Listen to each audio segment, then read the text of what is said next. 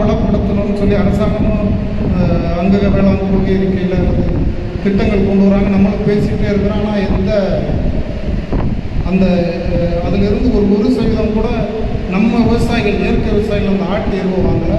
மேலும் மேய்ச்சல் நில பிரச்சனை இன்றைக்கி ரொம்ப அறிவிட்டே இருக்குது. நம்ம இந்தியாவில் ரொம்ப தீவிரமாக அர்ப்பணிசம் ஆகக்கூடிய மாநிலமாக தமிழ்நாடு இருக்கிறதுனால ஒவ்வொரு பகுதியிலையும் அந்த நில வள பற்றாக்குறையினால இந்த தொழிலுக்கு போய்கிட்டே இருக்கிறாங்க. மேலும் வனத்துறை முழுக்க மேய்ச்சலில் ஈடுபடக்கூடிய மக்களை வனத்துக்கு எதிரானவர்களாக பார்க்குது.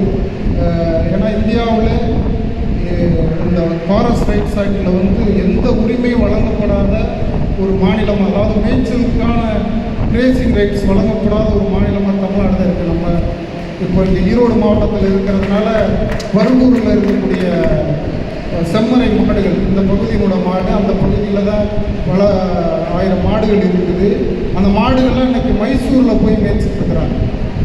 அந்த மக்கள் தமிழ்நாடு வனத்துறை அவங்கள பட்டி போடுறதுக்கோ மேய்க்கிறதுக்கோ அனுமதி கொடுக்குறதுல கர்நாடகாவில் அவங்க கிட்டத்தட்ட கன்னடம் பேசக்கூடிய மக்கள்ங்கிறதுனால கர்நாடகாவில் அனுமதித்து அங்கே பட்டி போட்டுருக்குறாங்க. அந்த மக்கள்கிட்டையும் இங்கே இருக்கிற ஈரோட்டில் இப்போ உழவு ஆண்டுகளாக இயற்கை விவசாயம் இருக்கிறாங்க. அந்த மக்கள்கிட்ட ஒரு குறைந்தபட்சம் சாணம் வாங்குகிற பழக்கம் கூட இல்லாமல் இருக்குது. அந்த இதுவும் கூட கேரளாவுக்கு தான் போய்கிட்டு இருக்குது.